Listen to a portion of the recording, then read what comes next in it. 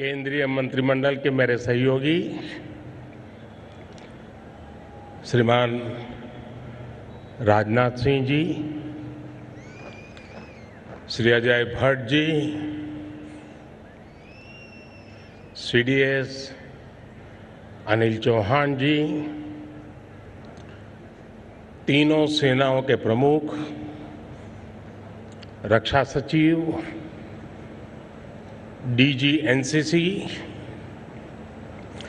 और आज विशाल संख्या में पधारे हुए सभी अतिथिगण और मेरे प्यारे युवा साथियों, आजादी के 75 वर्ष के इस पड़ाव में एनसीसी भी अपनी 75वीं वर्षगांठ मना रहा है। इन वर्षों में जिन लोगों ने एनसीसी का प्रतिनिधित्व किया है, जो इसका हिस्सा रहे हैं, मैं राष्ट्र निर्माण में उनके योगदान की सराहना करता हूं। आज इस समय मेरे सामने जो कैडेट्स हैं, जो इस समय एनसीसी में हैं, वो तो और भी विशेष हैं, स्पेशल है।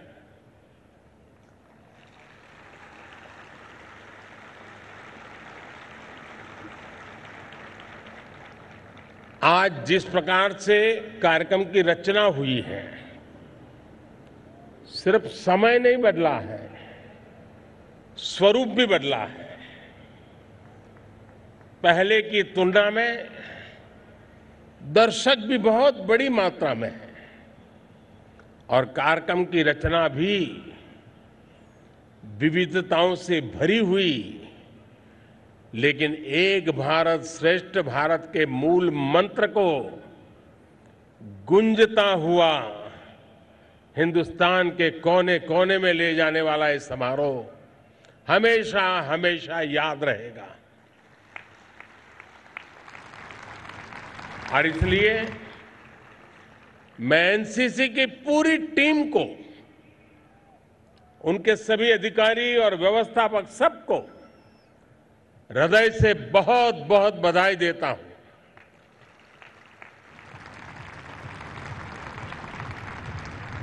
आप एनसीसी कैडेट्स के रूप में भी और देश की युवा पीढ़ी के रूप में भी एक अमृत पीढ़ी का प्रतिनिधित्व करते हैं। ये अमृत पीढ़ी आने वाले 25 वर्षों में देश को एक नई ऊंचाई पर ले जाएगी, भारत को आत्मनिर्भर बनाएगी,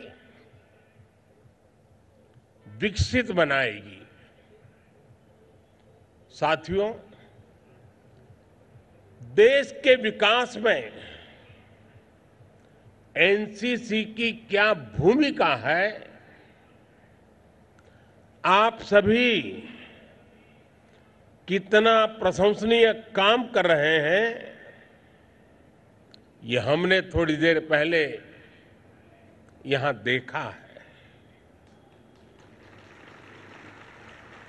आप में से एक साथी ने मुझे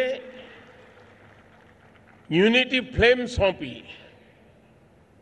आपने हर दिन 50 किलोमीटर की दौड़ लगाते हुए 60 दिनों में कन्याकुमारी से दिल्ली की ये यात्रा पूरी की है।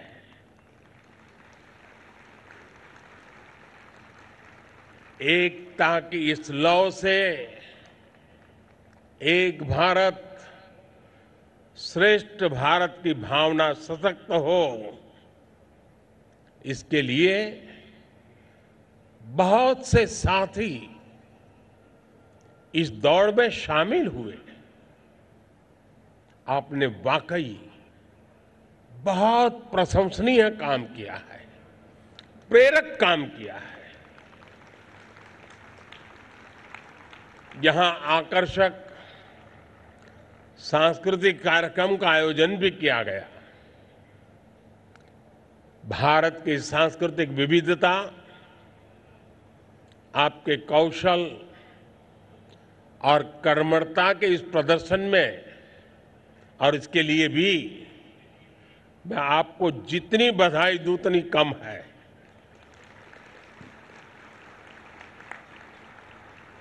साथियों, आपने गणतंत्र दिवस की परेड में भी हिस्सा लिया। इस बार ये परेड इसलिए भी विशेष थी क्योंकि पहली बार एक कर्तव्य पथ पर हुई थी और दिल्ली का मौसम तो आजकल जरा ज्यादा ही ठंडा रहता है। आप में से अनेक साथियों को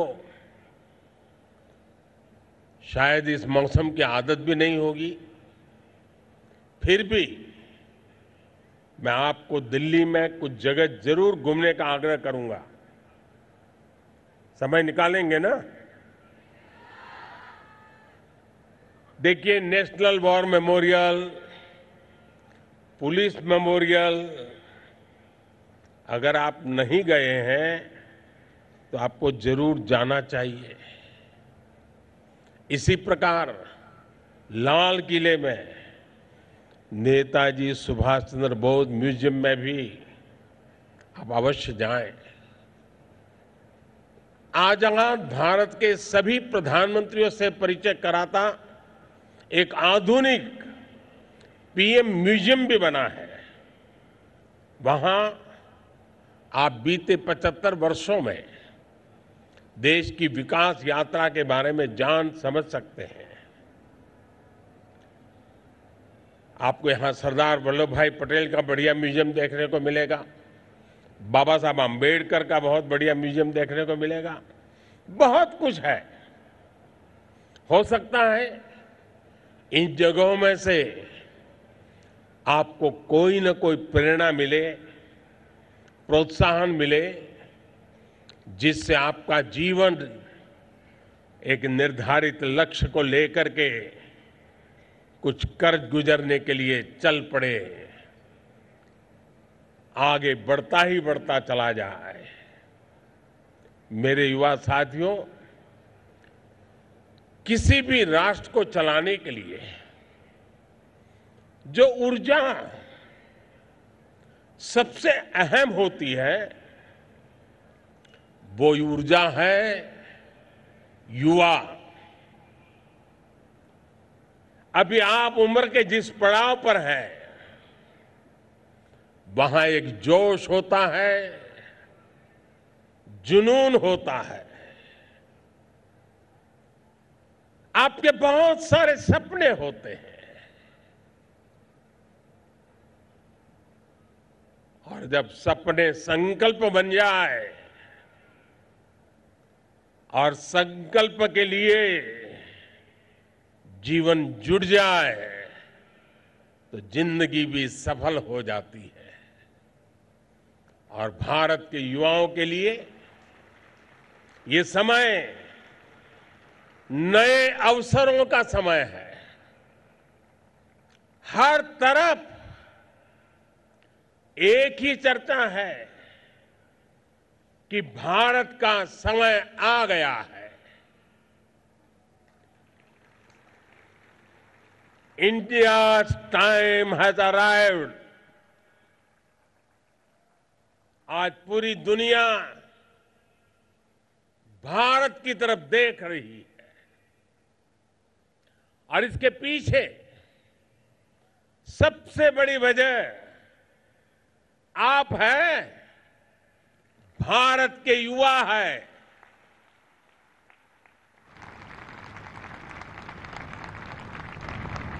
भारत का युवा आज कितना जागरूक है, इसका एक उदाहरण मैं आज जरूर आपको बताना चाहता हूं। ये आपको पता है, इस वर्ष भारत दुनिया की 20 सबसे ताकतवर अर्थव्यवस्थाओं के समूह G20 की अध्यक्षता कर रहा है। मैं तब हैरान रह गया जब देश भर के अनेक युवाओं ने मुझे इसको लेकर के चिट्ठियां लिखी। देश की उपलब्धियों और प्राथमिकताओं को लेकर आप जैसे युवा जिस प्रकार से रुचि ले रहे हैं, ये देखकर सचमुच में बहुत गर्व होता है। साथियों, जिस देश के युवा इतने उत्साह और जोश से भरे हुए हो, उस देश की प्राथमिकता सदैव युवा ही होंगे। आज का भारत भी अपने सभी युवा साथियों के लिए वो प्लेटफॉर्म देने का प्रयास कर रहा है जो आपके सपनों को पूरा करने में मदद कर सके। आज भारत में युवाओं के लिए नए नए सेक्टर्स खोले जा रहे हैं। भारत की डिजिटल क्रांति हो, भारत की स्टार्टअप क्रांति हो, इनोवेशन क्रांति हो, इन सब का सबसे बड़ा लाभ युवाओं को ही तो हो रहा है। आज भारत जिस तरह अपने डिफेंस सेक्टर में लगातार रिफॉर्म्स कर रहा है, उसका लाभ भी देश के युवाओं को हो रहा है। एक समय था जब हम असॉल्ट राइफल और बुलेट प्रूफ जैकेट तक विदेशों से मंगवाते थे। आज सेना की जरूरत के सैकड़ों ऐसे सामान हैं जो हम भारत में बना रहे हैं। आज हम अपने बॉर्डर इंफ्रास्ट्रक्चर पर भी बहुत तेजी से काम कर रहे हैं। ये सारे अभियान भारत के युवाओं के लिए नई संभावनाएं लेकर के आए हैं, अवसर लेकर के आए हैं। साथियों, जब हम युवाओं पर भरोसा करते हैं तब क्या परिणाम आता है,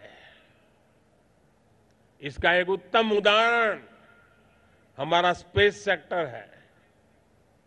देश ने स्पेस सेक्टर के द्वार युवा टैलेंट के लिए खोल दिए और देखते ही देखते पहला प्राइवेट सैटेलाइट लॉन्च किया गया। इसी प्रकार एनिमेशन और गेमिंग सेक्टर प्रतिभाशाली युवाओं के लिए अवसरों का विस्तार लेकर आया है। आपने ड्रोन का उपयोग या तो खुद किया होगा या फिर किसी दूसरे को करते हुए देखा होगा। अब तो ड्रोन का यह दायरा भी लगातार बढ़ रहा है। एंटरटेनमेंट हो, लॉजिस्टिक हो, खेतीबाड़ी हो, हर जगह ड्रोन टेक्नोलॉजी आ रही है। आज देश के युवा हर प्रकार का ड्रोन भारत में तैयार करने के लिए आगे आ रहे हैं। साथियों, मुझे एहसास है कि आप में से अधिकतर युवा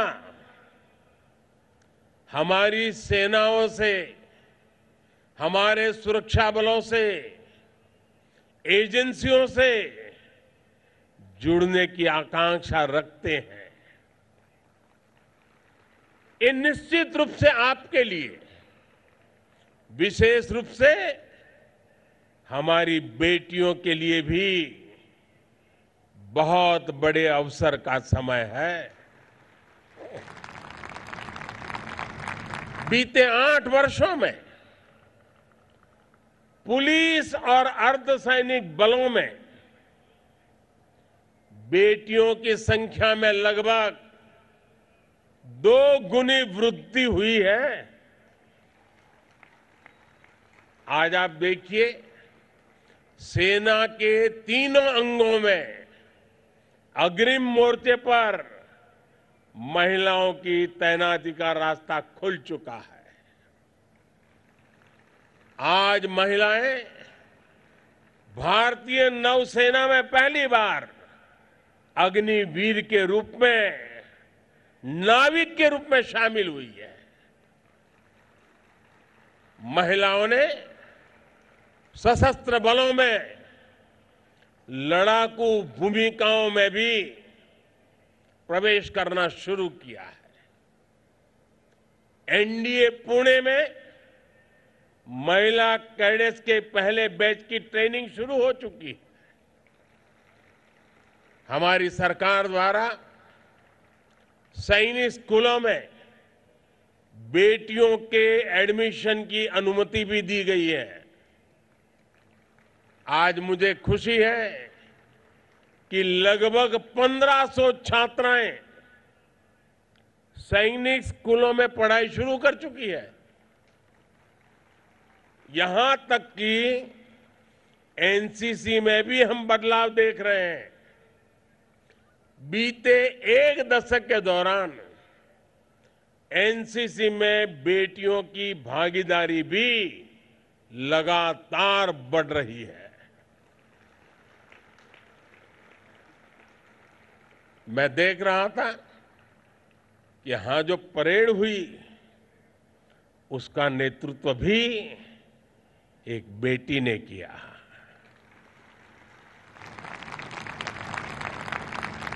सीमावर्ती और तटीय क्षेत्रों में एनसीसी के विस्तार के अभियान से भी बड़ी संख्या में युवा जुड़ रहे हैं। अभी तक सीमावर्ती और तटवर्ती क्षेत्रों से लगभग 1 लाख कैडेट्स को नामांकित किया गया है।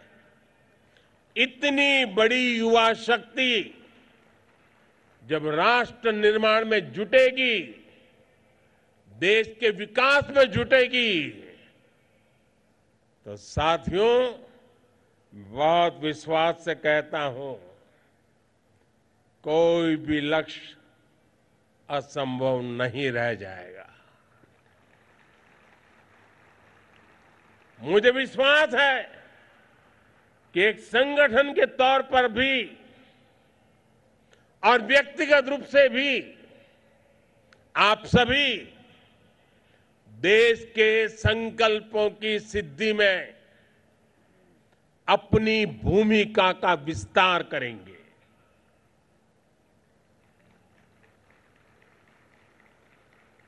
मां भारती के लिए आजादी के जंग में अनेक लोगों ने देश के लिए मरने का रास्ता चुना था, लेकिन आजाद भारत में पल पल देश के लिए जीने का रास्ता ही देश को दुनिया में नई ऊंचाइयों पर पहुंचाता है। और इस संकल्प की पूर्ति के लिए एक भारत श्रेष्ठ भारत के आदर्शों को लेकर के देश को तोड़ने के कई बहाने ढूंढे जाते हैं, भांति भांति की बातें निकाल करके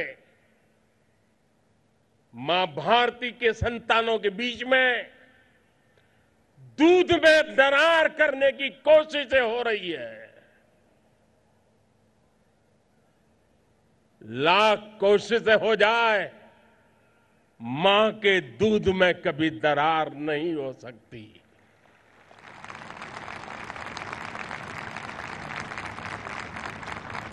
और इसके लिए एकता का मंत्र ये बहुत बड़ी औषधि है, बहुत बड़ा सामर्थ्य है। भारत के भविष्य के लिए एकता का मंत्र ये संकल्प भी है, भारत का सामर्थ्य भी है और भारत को भव्यता प्राप्त करने के लिए यही एक मार्ग है। उस मार्ग को हमें जीना है। उस मार्ग पर आने वाली रुकावटों के सामने हमने जूझना है और देश के लिए जी करके समृद्ध भारत को अपनी आंखों के सामने देखना है। इसी आंखों से भव्य भारत को देखना, इससे छोटा संकल्प हो ही नहीं सकता। इस संकल्प की पूर्ति के लिए आप सबको मेरी बहुत बहुत शुभकामनाएं हैं। 75 वर्ष की इस यात्रा आने वाले 25 वर्ष जो भारत का अमृतकाल है, जो आपका भी अमृतकाल है, जब देश